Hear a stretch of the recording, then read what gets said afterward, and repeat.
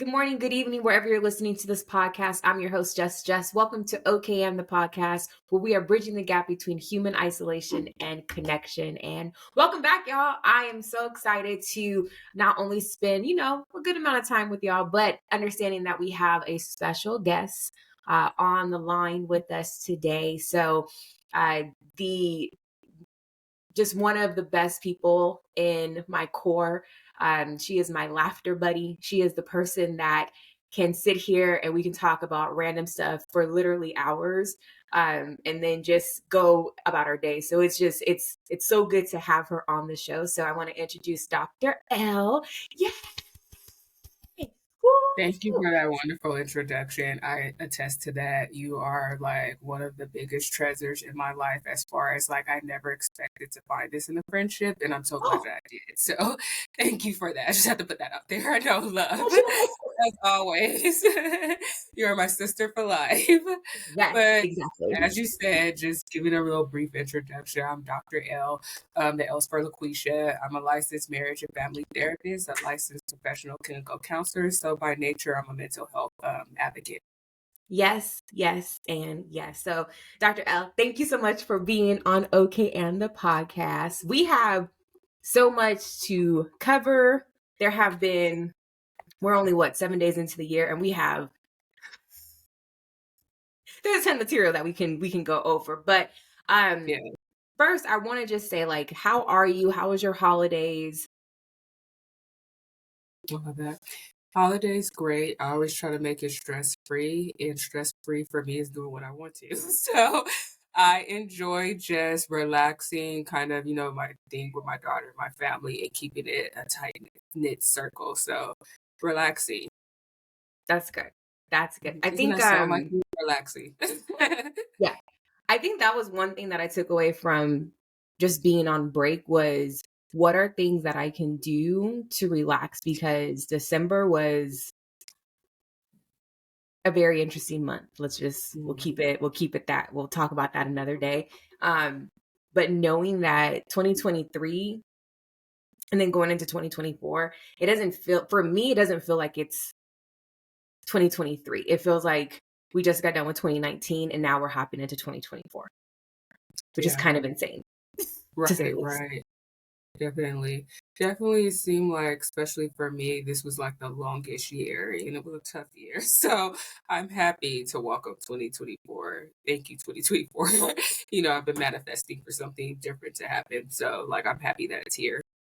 Yes. So when it comes to we're going to get into the random segment and look at, things that were your highlights for 2023, whether it was social or personal. So I I want to start with social first because 2023 Yeah, brought us some really good gems, and it we sure can go did. into Uh-huh. like the first 7 days of 2024. Mhm. So, what were some highlights for 2023 for you from a social standpoint? From a social standpoint, like as I think about it as a whole, there was some good, there was some bad. If I think about the bad stuff, it sucks that we still saw like police brutality with, Tyree Nichols and his death. And also too, we saw like for me some stuff that like I'm always rooting for Black love, but I think the Will and Jada relationship it showed us more than what we wanted to see. Right. So it was that stuff that was happening in the media that kind of shook us up.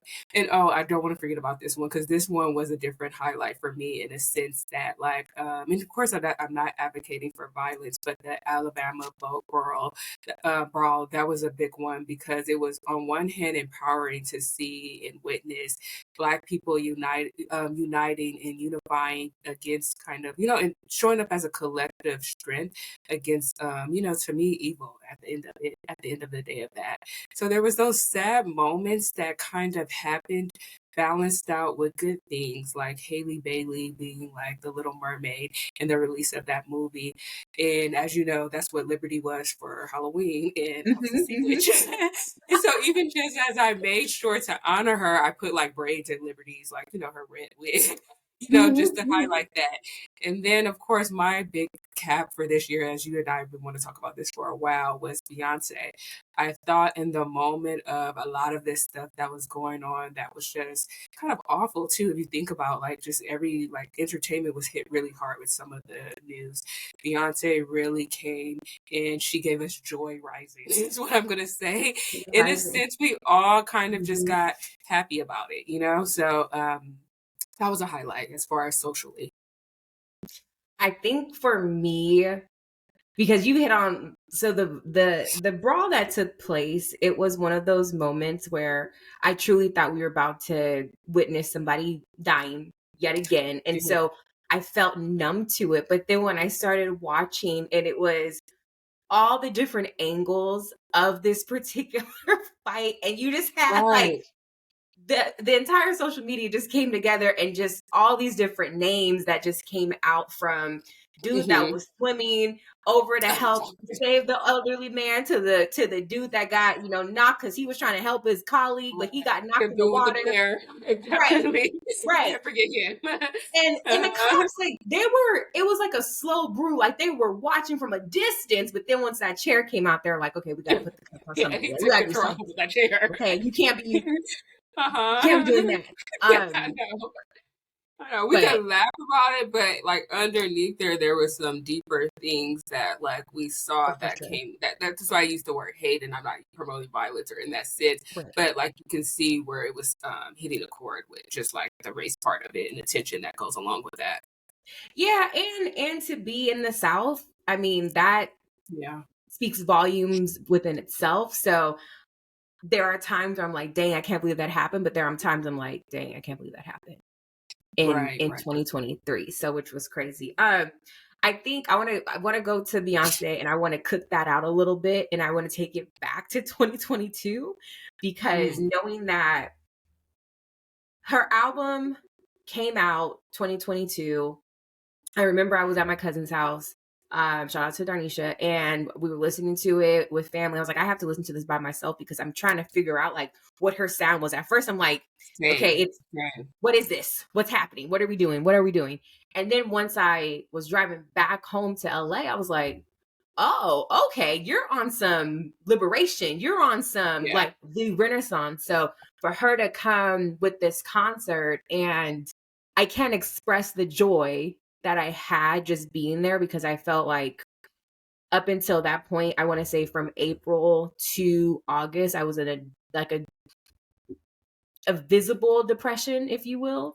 And then once Beyonce, I was like, okay, this is my time to actually celebrate and create joy and be in this moment, versus not wanting to go, not wanting to like, okay, yeah, I spent the money, but I don't feel like going. I don't feel like being around anybody. So what am I going to do? But then mustering up the courage and saying like, okay, I'm going to go get the outfit. Check. All right. I'm going to go get my hair done. Check. Like, we're going to do all these different things to get prepared to go to Inglewood, California. And she did not disappoint. Like, this woman did not disappoint. You went Friday or Sunday? I did the Friday show. Yes. Okay. How was Friday show for you? It was everything. I think what I really liked about it, and I appreciated it, it was just for me the first time since 2020 actually going out to a concert. You know how I've been with just not wanting to be around people, just still wearing my mask. And just like whenever I see groups of people, really that fear and that panic that came in. So it was one moment in period. And that's why I say kind of like just being able to enjoy that. And it felt like joy rising was a sense of being around people who just wanted the experience, wanted to have a good time. There was something too in a sense that like it felt safe in the sense that like, when you think about masks, like, crowds, you don't want to get shot or things like that, that it just felt like everybody was just in a good spirit, in a good mood. That's what I was looking for out of that experience. And I got it. And she didn't disappoint. I feel like she held us hostage because she has so much content that was good. And you were entertained at so many different levels and angles. So, I appreciate that, the artistry of it. We were there for a good 2.5, 3 hours. Yeah. And there were still songs on her playlist that I could have like, she could have sung this and it still would have fit in perfectly. So I did like the fact that she came out there and not like hyped us up real quick, like simmer down. So the crowd was so hyped. And then, like, I Oh, think the wow. day our opening, because remember she didn't have any opening act, so Lil Wayne came out there. It was Mhm. DJ Khaled, did the intros and all of that, and so the crowd was already hyped. So when she came out there and she just slowed us down, when we ready to party, it was like, wait, what is she doing to us? But she had to get us like settle down, and then she gave us the experience, the dancing and all of that. We had the same because we had I think it was DJ Khaled on Saturday as well, I think. And so we were on that high, but when she came out and then you see the smoke, and I'm like, flaws and all. She had a beautiful gown on. And I'm like, you usually do this in the middle of the set, not right now. Like, we're sitting down. But I think she slowed us down because once she sped up and once she came with Renaissance, it did not slow down. It did not. It didn't. I did not sit down. I was just glued to the set, the design, her visuals, like all of the different messaging that was placed in that concert. I think what was your favorite part of the concert? And Monique was there. And so that the fact that we had that experience together, that was really great. As far as Beyonce, my song for Renaissance. So I was waiting for Heated. I was mad that I didn't have my pen. I was like, I want to get my pen. So, that's my theme song. And I enjoy seeing her perform that live and really, walk around. Because she didn't give us visuals.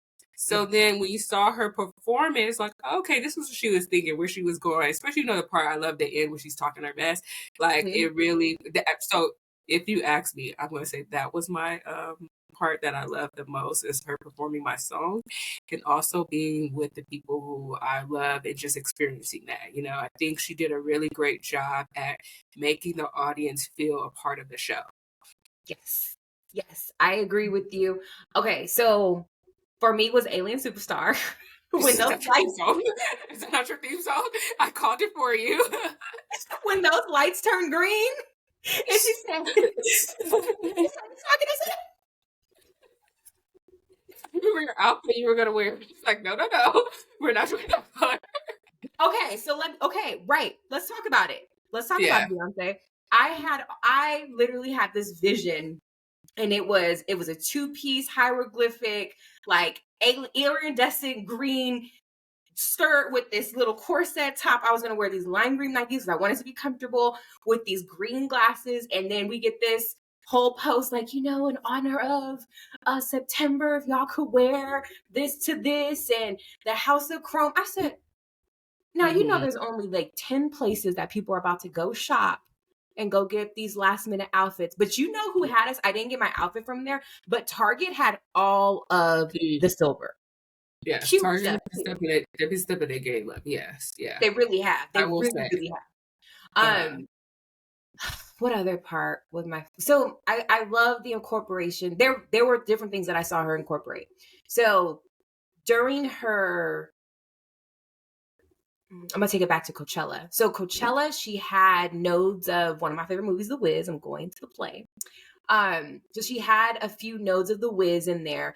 And then fast forward to Renaissance, I felt as if the circle, and with the pit being in the middle and in the outskirts of it, I feel like that was a portion of The Wiz too. So I really love like her I don't know if that's one of her favorite movies, but she pulls a lot of stuff from The Wiz into her concert series. My favorite song that she performed was America Has a Problem. I don't know what it was about, like her being in the Bumblebee costume and then the DJ and then the the weird looking puffy thing of her in the back, and then like got my little shirt on. So I'm just like, that song, that beat when it comes in was amazing. And I also think Church Girl, it was, if you know that song, if you've been through some stuff and you listen to it and then you see it live, you're just, I don't know, it feels like there's a weight that's been lifted off of you when you listen to that song when she's performing it. It's incredible. It's incredible atmosphere. What I didn't like was there was a whole family sitting next to me and they did not stand up. Like they it was golf claps. It was golf claps. Uh-huh. There was no dancing. There was a guy behind me was like, so we were just dancing and yelling and screaming together. And then my friends on the side of me, shout That's out to what it Jason. felt like. It felt like a club. Everybody was Everybody interacting, was into it. Except this intermingling. one with 5 people. I'm like, maybe these Yeah. tickets were gifted to them. They maybe, last minute, they just want to be in it because they see me on social media. But it was just the weirdest thing. Like they sat through every single song. Mm-hmm. Every single song. But I digress. So I can't wait for if she does this Vegas thing, we have to go. Yeah. Like I think we have to go to Vegas. I'm upset that, one of the things that 2023 that I didn't do, I wanted to go see Usher. I wanted to see Usher. So I'm upset that I didn't get that experience, Yeah, I mean, and the crazy thing was when we did look at tickets, the tickets were long time ago $200-$300, right? And even that's pretty steep. But then those bad boys went up to 6, 7, 850.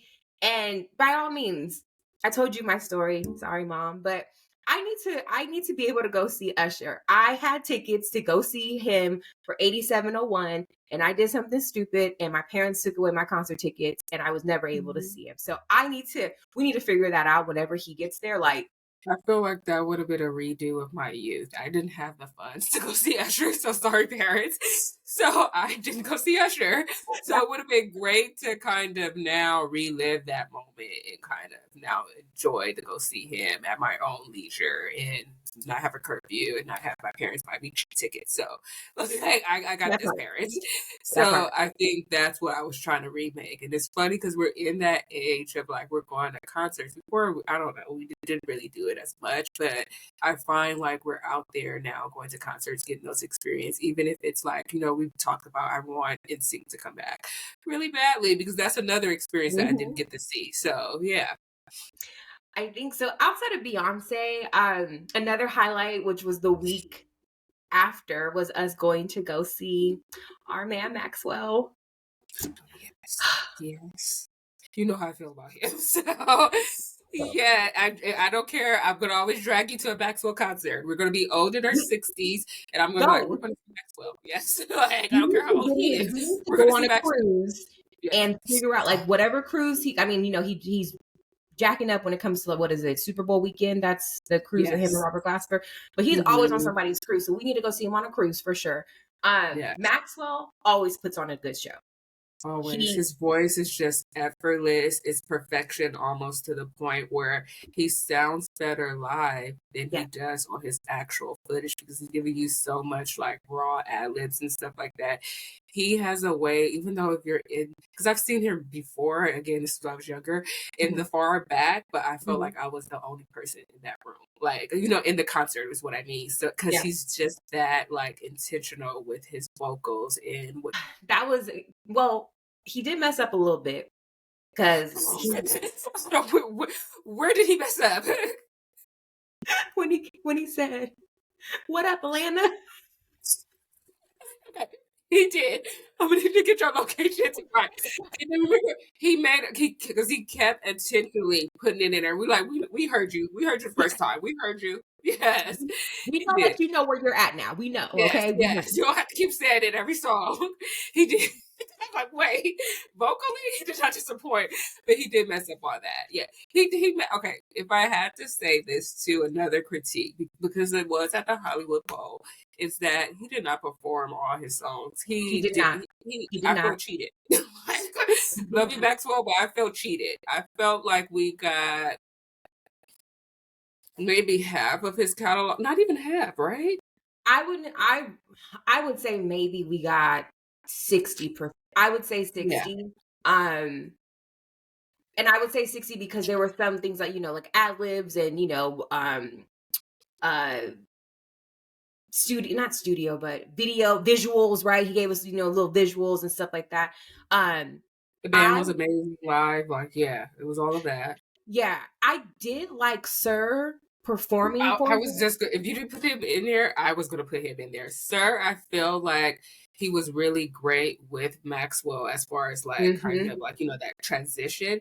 And I thought, like, had Sir not been there, I would have felt cheated, Maxwell, because I felt like I wanted more and I wanted the concert to stretch longer. I think kind of it was cut short because, Hollywood Bowl, they're really strict on not letting them go They over got that time. curfew. So, Yeah. yeah, I enjoyed Sir. I thought at it first I was was like, really oh, I good. don't know how the crowd's gonna mix because Maxwell's range could be, it's but there were young people there. I mean, there were people there in their 20s all the way up to, their 50s and people that had season tickets, that couple that was sitting in front of Mhm. us that, did golf clap. Like They really, yeah.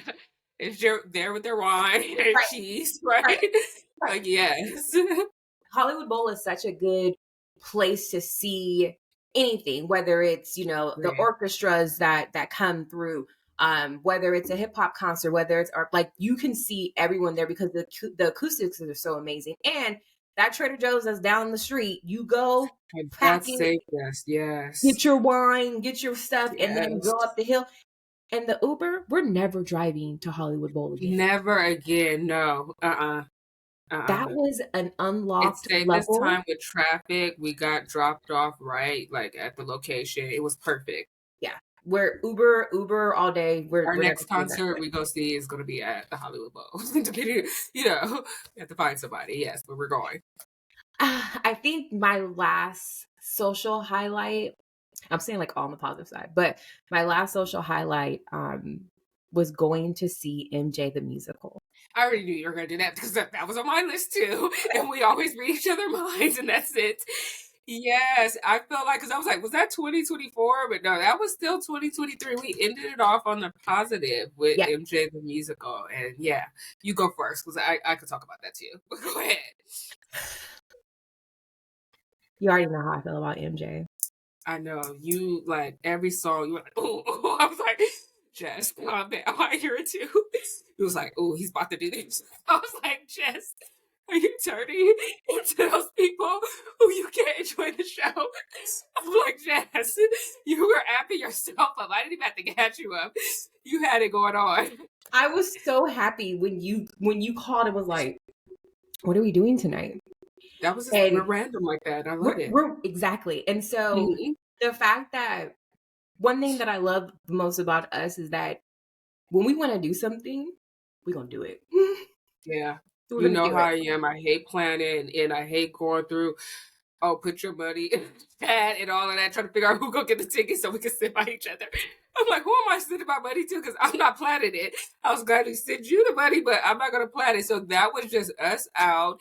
Remember, and you really saved me during the holiday because I was gonna fall into like a little depression in the sense I didn't have Liberty with me for Christmas. So I really appreciated that, like, you did more than make up for it because we just had a random day and then I just sprung on you. Well, we want to go see MJ. Let's do it. Right? Mhm. Everything worked out. I think we helped each other because I know you don't like to drive. I know that. And, You know me well. Yes. and You then can always use my car. I'll pay for gas. Right? so I felt like we were able to really like meet each other halfway. The fact that we were able to get really good seats last minute, a sold Yeah. out And show. it was so, I was expecting because that was the first week it opened. Yeah. Yes. Yes. And I was like, okay, people will be dragging their feet in there to go see MJ. So I'm glad that we actually went when we did because we got the freshness of the show, not to say it like that. And also, too, I didn't expect it to be as packed as it was. And so, like, for us to get tickets like that last minute, it was just like perfect timing because you know how we are. We'll wait until the last day of the show. Like, Mhm. okay, we have to go because they're leaving. Right? So that was Right. perfect. Yeah. Mhm. So going into the play, I didn't do any research prior to where they were going to, take us, but I Same. loved, love, love, love where they started. If this is spoiler for people, I'll put something in there, but y'all just need to go see it. Like, go see Yes, it, go see okay? it. The original guy, he's actually touring in the UK. So the one, I don't know if he was Michael Jackson's nephew, but the original guy that they cast, he's the one that got the Tony for the play. Okay. So he's in the UK doing the show. But Mhm. going into Dangerous Tour, the crit why this tour was so critical was that when you think about Michael Jackson's legacy, he never toured for Thriller.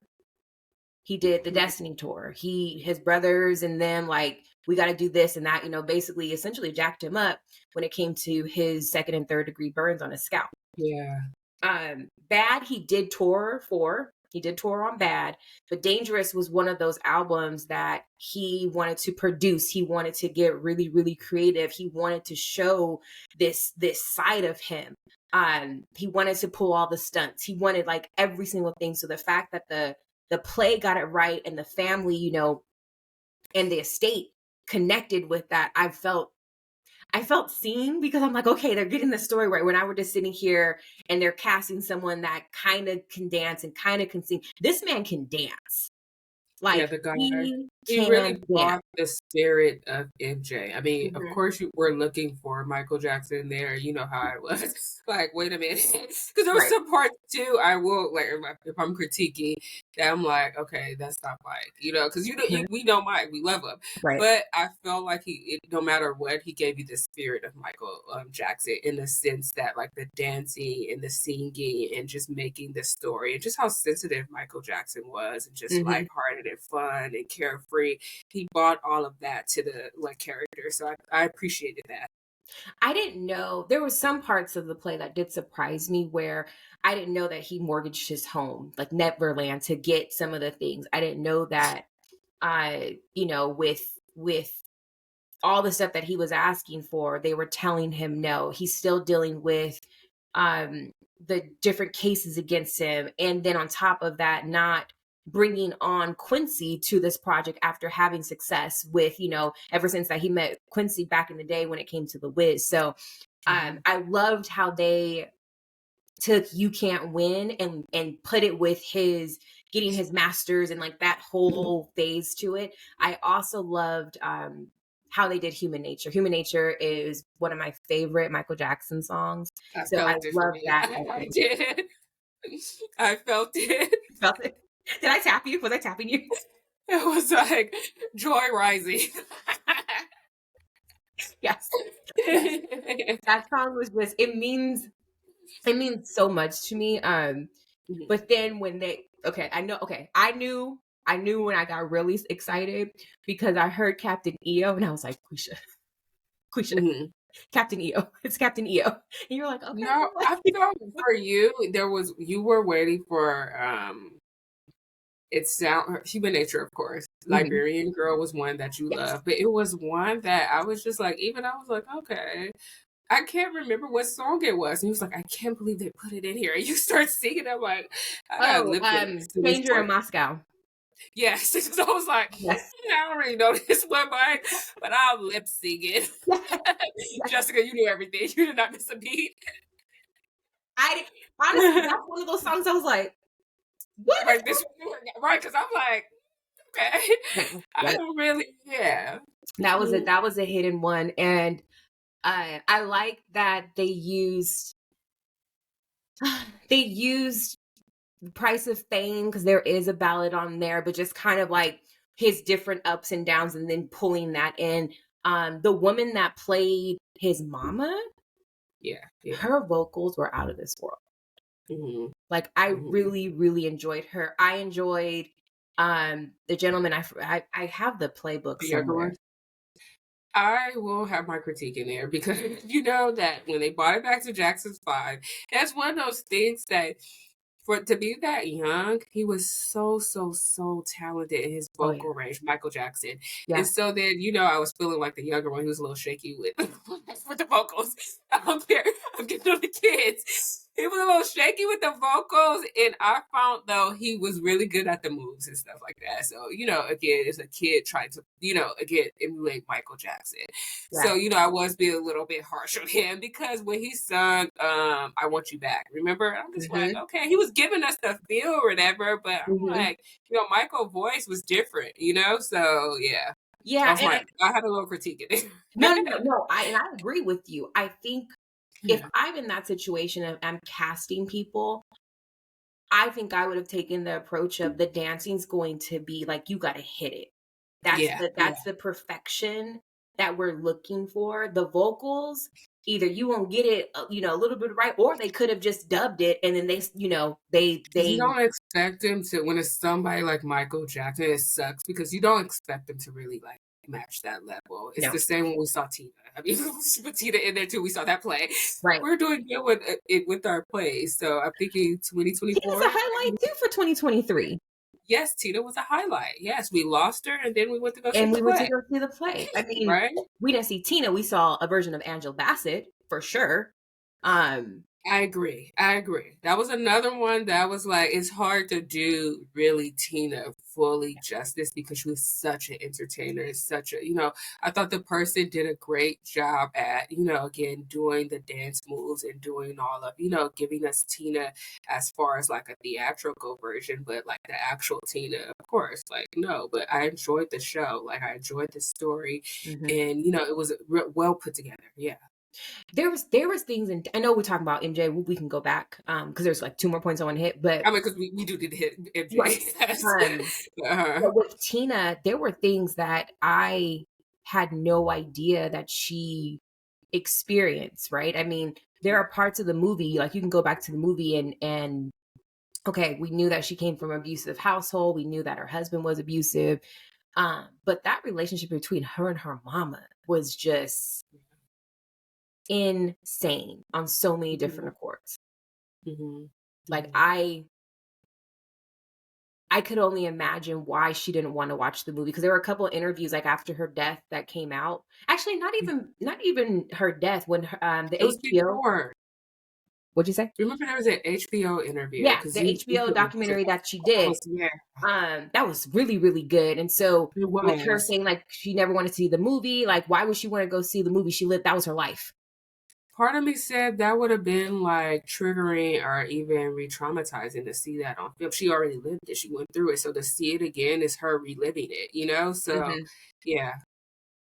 I think though it's hard to do. I mean, it's hard to emulate anybody, right? There's few far in between people that were able to do so. So with Tina, I just wanted to bring in my bill. Very good. This was, I mean, just to go like right after her. I mean, we went during the summer, I would say. So that was summer, It was yes. summer, yeah, That because was she summer. died in May, and then we went a couple months after. But I had been everybody was begging on you her. guys to go see Tina. Have I? Did I not? I was Yes, begging you you did. guys before then to go see it. I'm like, we have to go see it because I remember it stopped during the pandemic, It and did. so then they brought it back. So I'm like, no, we need to go see this. And so yeah, thank you again for She going. and she was able to see the play. I remember seeing that in the documentary. I think Oprah Yes, took her. Um, yeah, Oprah in New took her York. so she Yes. can see the play and all that good stuff, which was great. But Mhm. okay, let's segue back to MJ. Yes. So So I love the fact they even brought back like they just recap when they were younger and went to Motown and all of that. I like that it wasn't just adult MJ. They gave us adult, teen, right? I would say young adult, and mhm. then they gave us MJ. So I love that range of just his life too. That they didn't just focus on one segment of it. Yeah, and it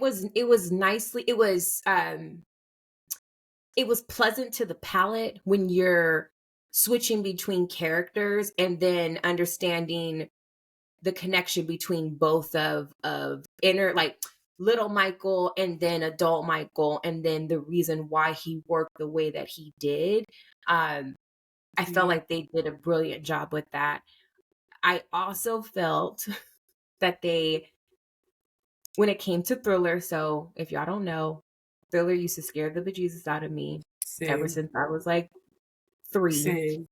Um and I had to sit through this song and like really get over my fears and all of that. But I did like their rendition of Thriller, but that scared me more because I they recall had because some New remember they Orleans gave stuff us a in there. snippet before. I'm like, wait a minute, I felt cheated, and then they went back and they did the fuller version of it that didn't look like the video, and I Right. thought, yeah, it was actually scarier than the video.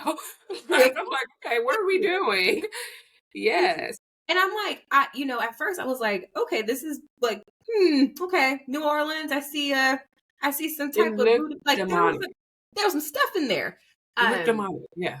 But then I also saw that the fact that I don't know if you caught this, but they connected it with his father too. I feel like his father was Thriller. Because remember that guy, and this is the part that was beautiful because many of them were playing multiple roles. So that guy who played his manager, Tour manager, yep. you need to just go see MJ. Like, we're telling people what happened. But essentially, this character was really great in a sense because he played the manager on one hand and then he played the father in the other. So then when he came on and played the dancer, you saw him in that demonic kind of role. But like, it's the same character as the dad. And we recognized that at that point. So like, yeah, it was a little foreshadowing maybe or something like it was definitely, yeah.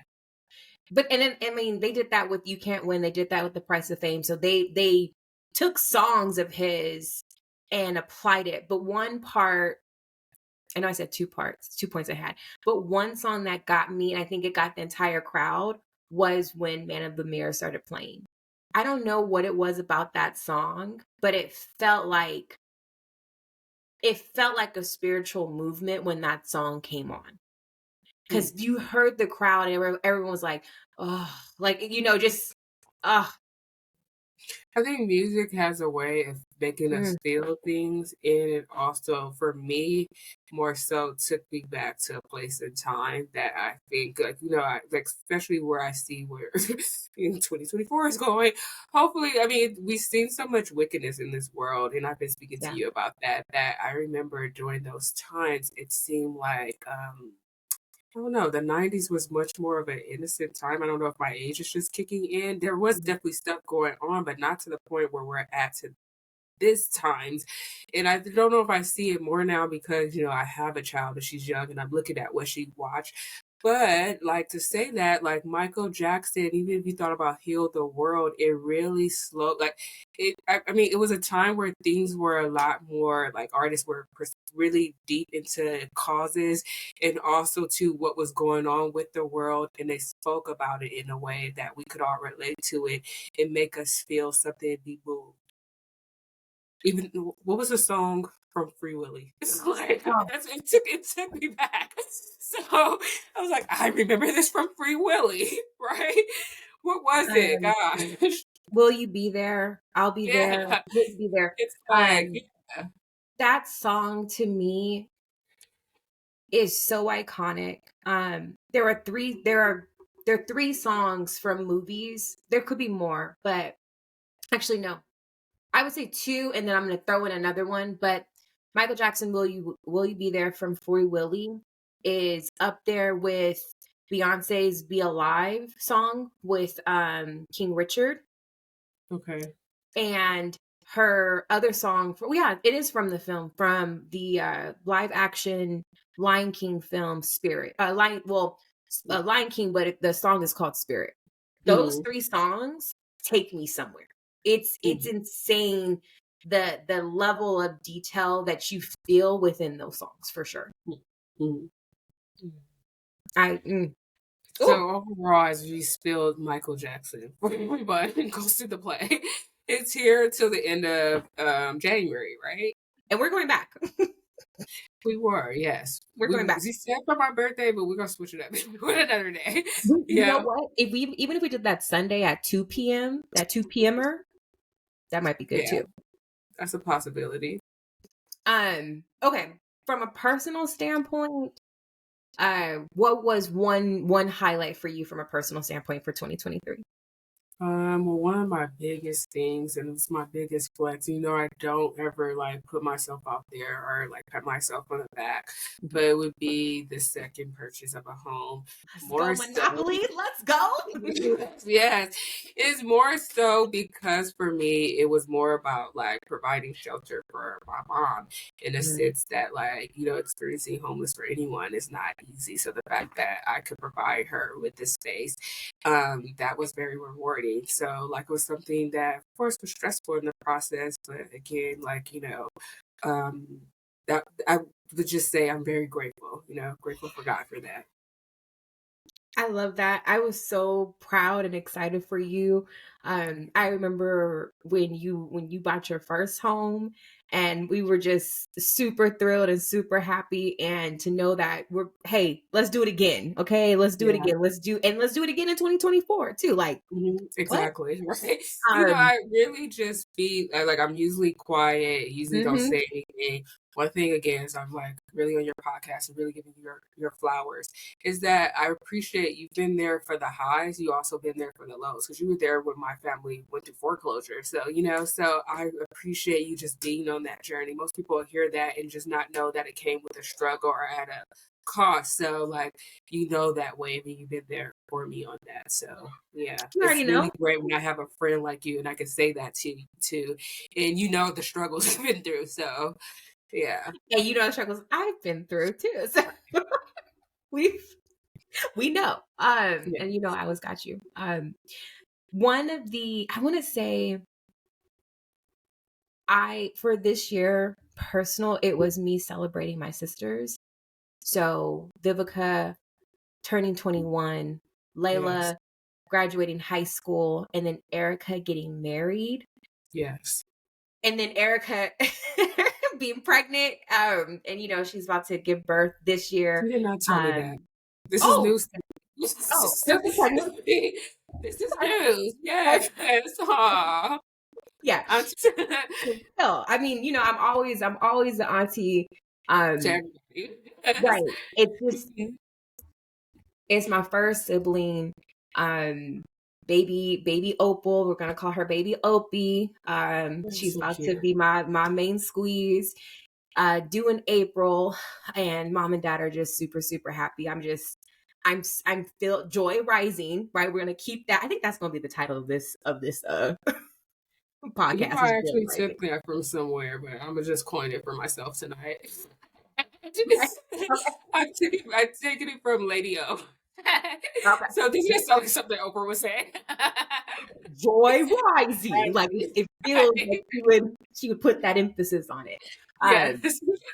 Yeah, I think those are the three major things. I feel like majority of the year I was on fumes of just trying to do things for others.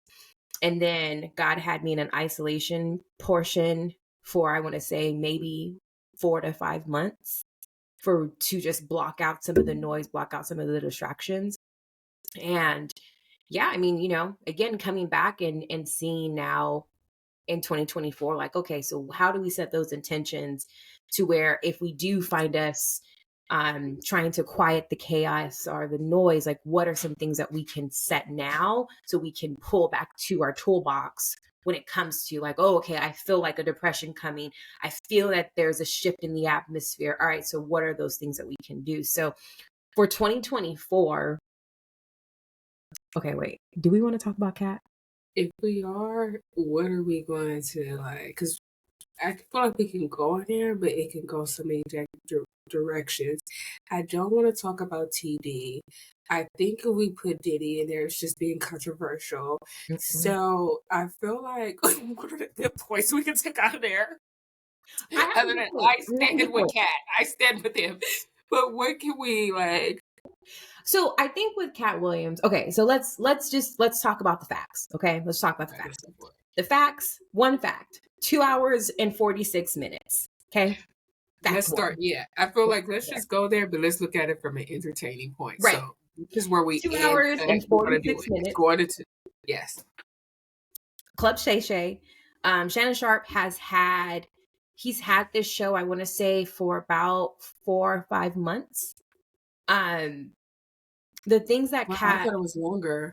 no, so All of his guests, yeah, it could be longer, but all of Shannon Sharpe's stuff has come out of the fact that, he left him and Skip's show. He joined Stephen A. Smith. He's been able to host a couple of the shows on ESPN when Stephen A. Smith has been absent. He started Unk and another kind of podcast, and then he has Club Shay Shay. So knowing all of that, in the past, this happened? Almost 3 or 4 days ago. There have been did not disappoint. No, did not disappoint. absolutely not. To the point where I watched it a second time. I watched the interview a I second. did too. I couldn't help myself. I just sat down like, wait, did I really hear what I heard? Like, Right, I sat back and right, watched it again. And we're talking about Cat Williams, right? right, exactly. Yes. And the funny thing was, when I watched it the second time, my sister was braiding my mama's hair, and so I said, "Mommy, put me on FaceTime and turn the camera so I can watch it with you." Like that's how entertaining it was. But what I gained from Cat Williams is he wasn't drunk on the show. He wasn't on anything or didn't appear to be on anything. He was very calm. He didn't come there with, and some people, are going to disagree. I didn't think he came there with the bitter mentality. I think he came there with somebody pissed him off on this platform, and he had to set the record straight. And Right. a lot of those things that he said, you got to think about it. Friday After Next came out 20 some odd years ago. So for him to come out and say things about it, and they've been trying to put together another Friday, but then you got to think of all the people that have passed away from the original one. Mm-hmm. That's hard to do when that's an iconic Black film. Mm-hmm. Mm-hmm. With that cast. I love the fact that you can see that he was very guarded when it came to his childhood. But the fact that he was talking about it, I love the fact that he talked about his kids and why, going into That was not a really good piece for me to see with him, with all the bad press with that the has kids. there, and we don't know if it's true or not. Like he said, where's the evidence on it? Right. But where's the evidence that like he's a good father? Those narratives are not put out there, and intentionally, I think too. Like, because again, like I find like on one hand, it's the thing to have your kids sheltered, but also too, we're not saying this is a Black guy who has 10 kids, he adopted 7, and he's taking care of them. Like, I'm gonna praise that. Mm-hmm. And I think now it's that piece, it's more pieces. Like, I didn't know he owned his own companies, right? Like all of the different marketings. Like, there's no big conglomerate that's going behind him to promote it. Like, he's done all of it, and he stands on business because every special that I have watched, he's always talked about what's going on in that person's city, where he's at, and he's always talked about current events. Mm-hmm. So his audience, there's range. Like, he doesn't have a Black audience or a white audience or Latino. Like, everybody comes to go see Cat Williams. 1000%. There were a few things that I think there were enhancements. We're gonna call them some embellishments. You know what? When Ice Cube came out and said he was 100 on most stuff, except for, he said on that whole rape scene or whatever, I felt like, again, Ice Cube doesn't have to come out or say anything, but for him to come and back him on this part, at least the part of the movie and about the roles and, how they expanded on it. So was telling the truth, you can't discount everything he's saying because, you don't believe it or whatever. So I do feel like underneath there, again, there was moments where he was definitely upset, where he said he could have punched Cedric in the stomach. I had to go back and watch that because he stood up. No conviction. I was like, wow. It felt like a comedy special because the way he was hitting him with them jokes, it was so natural for him. I didn't know after that interview where he roasted Wanda, I didn't know her last name was Smith, but when he roasted her, because I remember when that came out, I think I shot it to you. I didn't know all that fallout had happened from him being funny. I didn't know about her husband and all of that stuff. So, like, yeah. Yeah, I mean, there were so many different nuggets, and then you have to go back and think, like, dang, like, okay, Kat, what didn't you say? Like, for 2 hours and 40, I don't know. What did you say? What I love though is we have to give Shannon Sharp his credit on that interview. Oh, yes. I felt like he could have been more prepared because you're a journalist, and so I know kind of like you come with your notes and you come with your fact checking and all of that in that moment. So I felt like he was more so there. Kind of how I feel about Shannon. He was putting a little gas on it. Come on, Cass. Oh, He wants Cass to say it. Come on, Cat. You can't say that. And Cash will say it. So I'm like, you getting the content you need because we watched that 2 hours, right? We watched it, okay? Not a dry moment. I was like, the clips, I'm not watching the clips. I need to see the whole thing. I need to see the whole thing. Right?